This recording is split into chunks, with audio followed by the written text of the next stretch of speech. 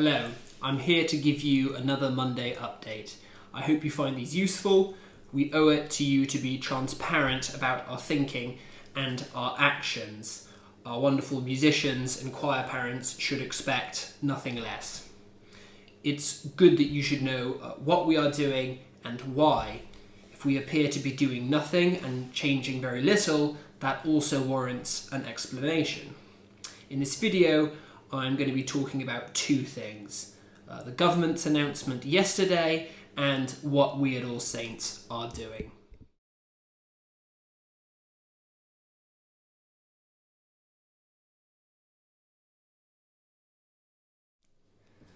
The government have made an announcement.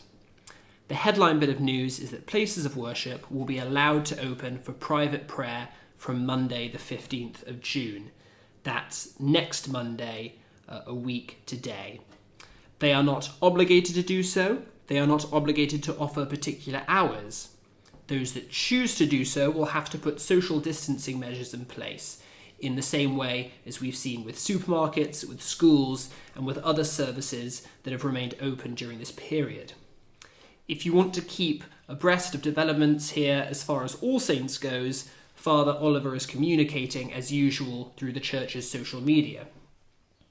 The end of the press release contains a short and tantalising paragraph of direct relevance to the choir. That's the one that flashed up on the screen earlier.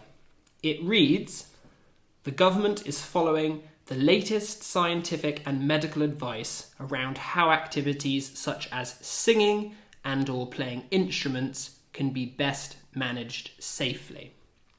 Further guidance will follow on this shortly, but for now, such activity should be avoided." So that paragraph seems to say it all. There's an apparent promise of further guidance from the government and a clarification that people should not jump the gun. So, are we just sitting tight and awaiting instructions? Yes and no. There's a great deal of work that we can and should be doing before then.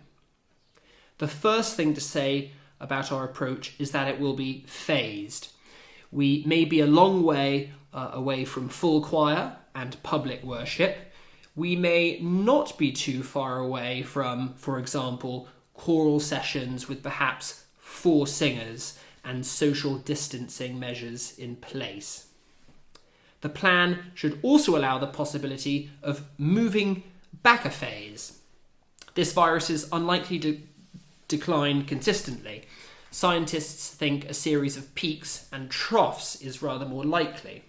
So an ideology premised on constant and consistent progress would do us no favours. We have to be flexible. The phases have to be able to move in both directions if necessary. The second thing to say about our approach is that we will be based on careful risk assessment at every stage and for every activity. You don't find out what works by sticking some canaries down a mine shaft. Risk assessment means identifying risks and putting measures in place to manage them effectively.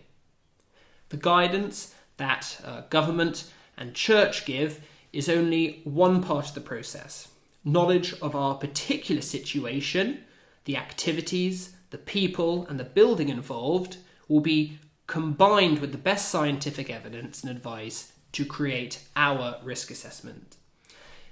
These will be detailed, they will be committed to paper, and they will precede any proposed activities.